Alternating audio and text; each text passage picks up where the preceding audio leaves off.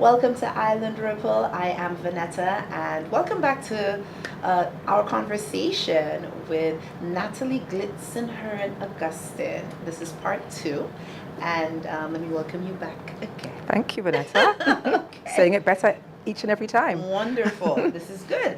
Okay, so part one, we gave our viewers a little, well, not a little, a lot of information for them to munch on in regards to the offshore banking term that we shall not use again. Offshore industry, yes.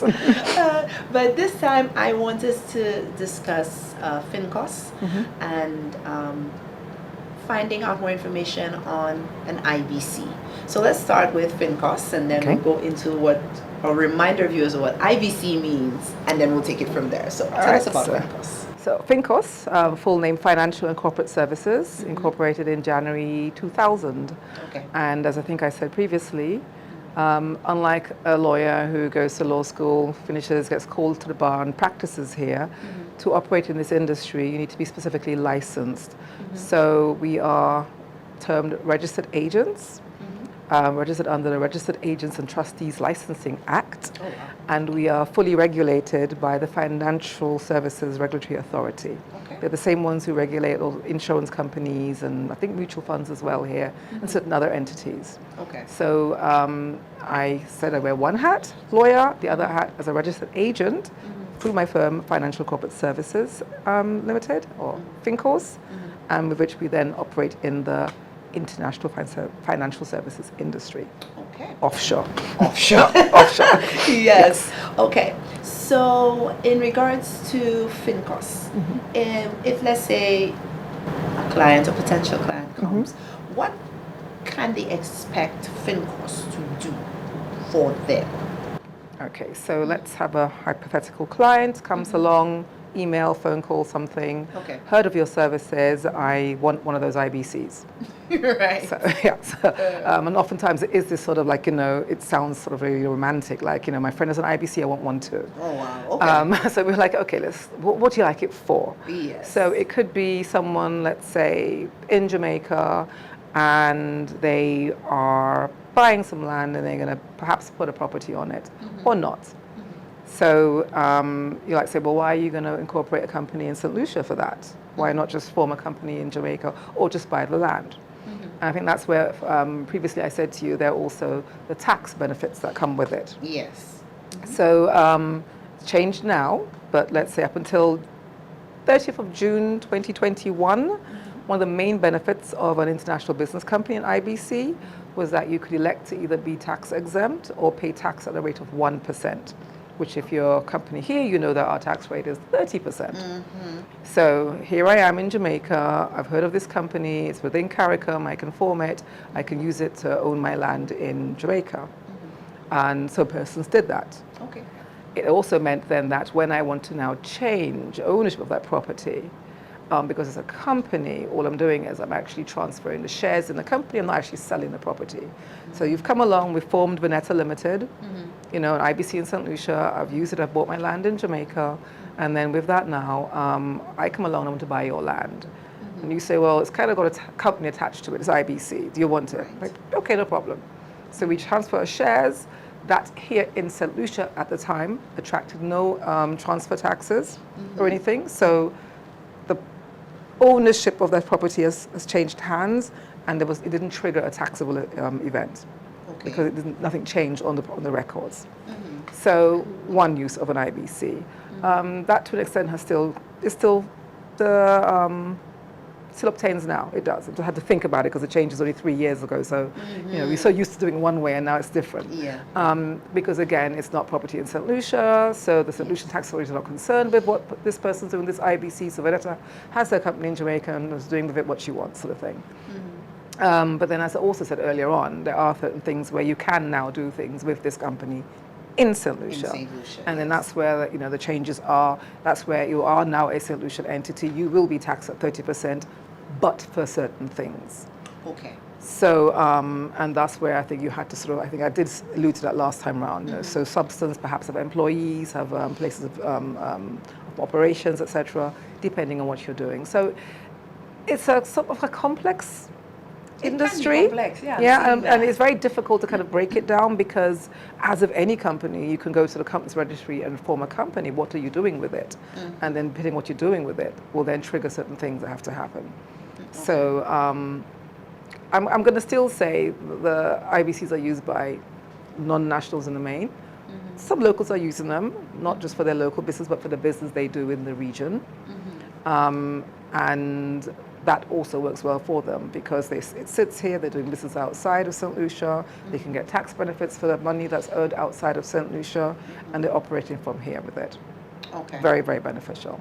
Okay, all right. So let's not double back, but kind of reiterate. So an IBC, you can choose to have an IBC that does not have, you don't have any employees, anything here. You can just create one just to do business on the outside. So that was what obtained, yes. And sort of the new buzzword now, forget the banking, is now substance. So you can no longer have this sort of plain vanilla company that just is registered here, not doing anything else here. Right. It has to be touchy-feely.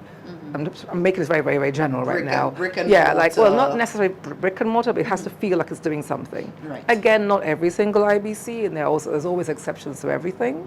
But on the whole, the main thing now is that, and this is not imposed upon, well, through legislation, yes, but it's really coming from the outside. So it's a global thing. So it's not just St. Lucia.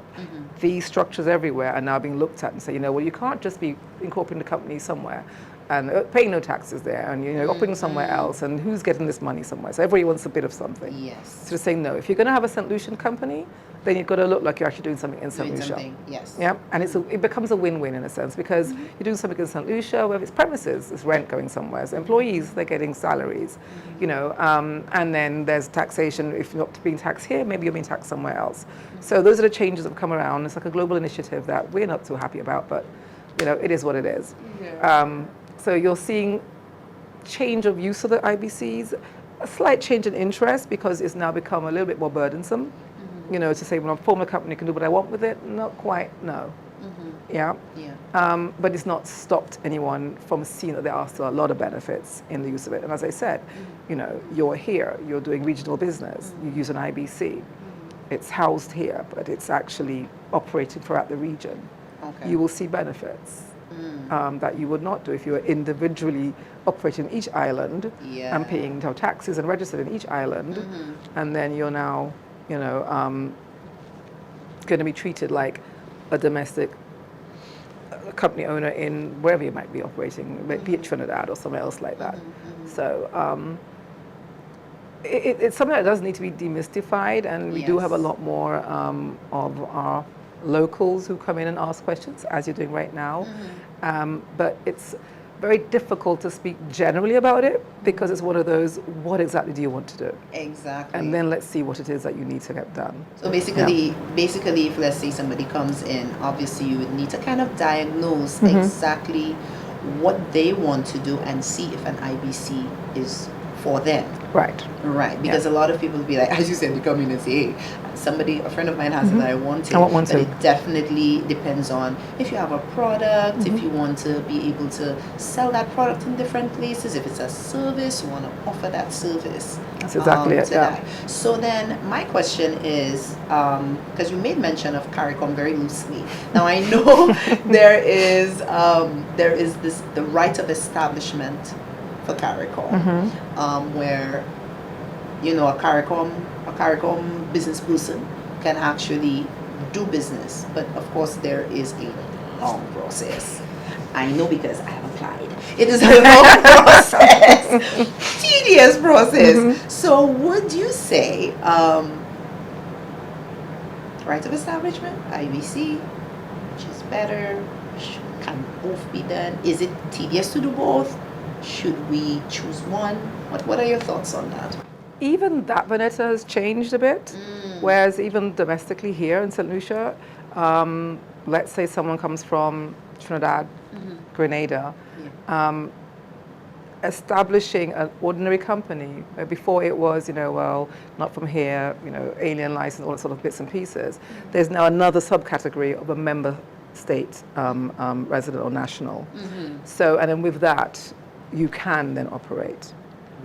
Yeah, so they've actually tried to sort of iron out what, I've forgotten I know the act that you're speaking of, Movement of Factors Act or something like that. Yeah, yeah. And they've tried to sort of like do away with that Ooh. and just make it a little more seamless as well. Okay. So there are a lot of competing entities out there operating within the region. But again, it's like, you know, what are you doing with it and how are you utilizing it and how much do you want to cement yourself in a particular island Right. to decide on what's best, what works best for you. Okay. That's why you come to us.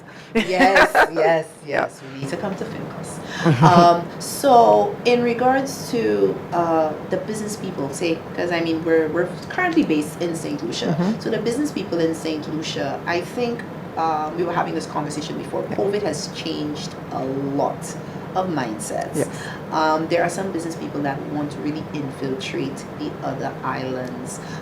For example, say they have a website and people from the different islands want to, hey, can we get your stuff? So would you suggest to these people, hey, register an IBC? It's easier than you explain that to them. Would you say that would be, the IBC would be a good option for people who really want to touch or to really get out into city Caribbean countries?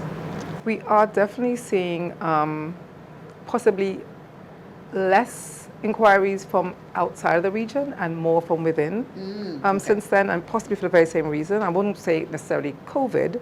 What COVID did was I think it allowed a lot more people to have more time to sit down and play on the internet and find things and read things and, you know, self-educate and then that sort of thing, you know, and you didn't have the time before because everyone was very busy. Yes. So you're sitting there for like, you know, a year on end doing things. So we're getting inquiries and, from persons that weren't that keen or interested before.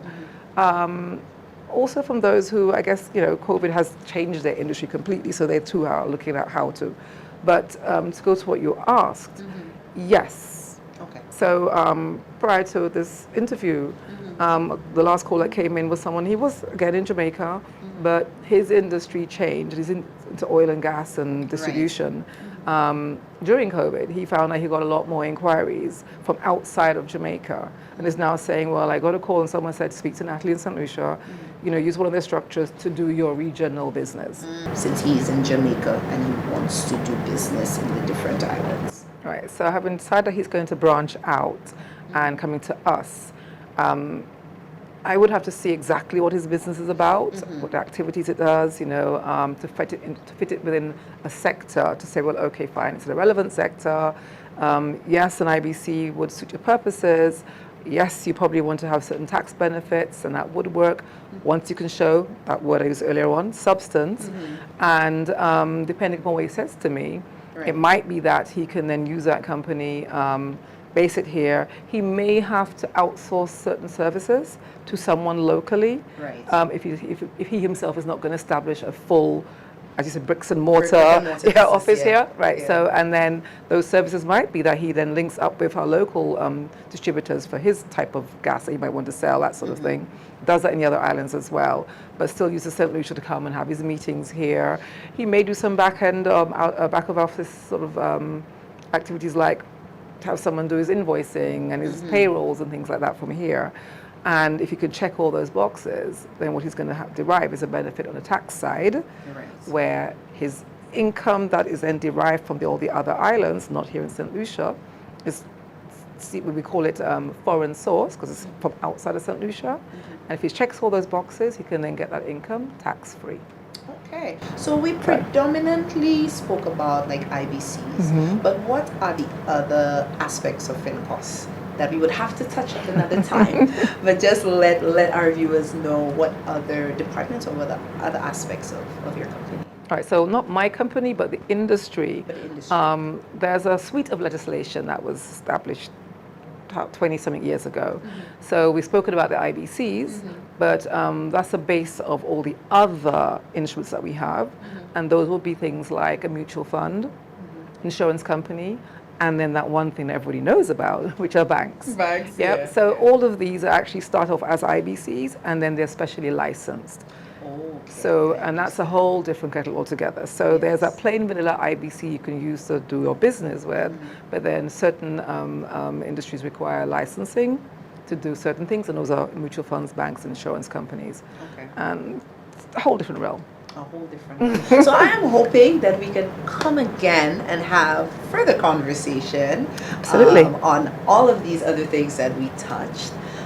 Because I believe that our viewers would really want to know that. So how can people get in contact with you, contact with Fincos and so forth? Is this where I give out my little, it's a marketing thing now? I didn't know that really.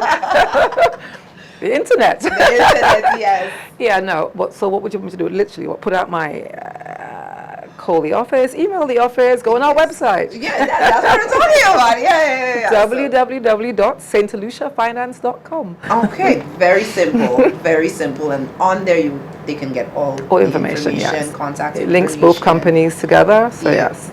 All right, wonderful. It has been a pleasure. Thank you, Vanetta. Speaking to you today, and I know that Island Ripple, we can't wait to come back. Okay, anytime. To talk all things. We're going to sort you out first. And yes, she's going to sort me out, ladies and gentlemen. So thank you for joining us for Island Ripple. Remember, we bring you small pieces of knowledge, small pieces of information that go a long way. Be sure to pass it on, because that is the ripple effect.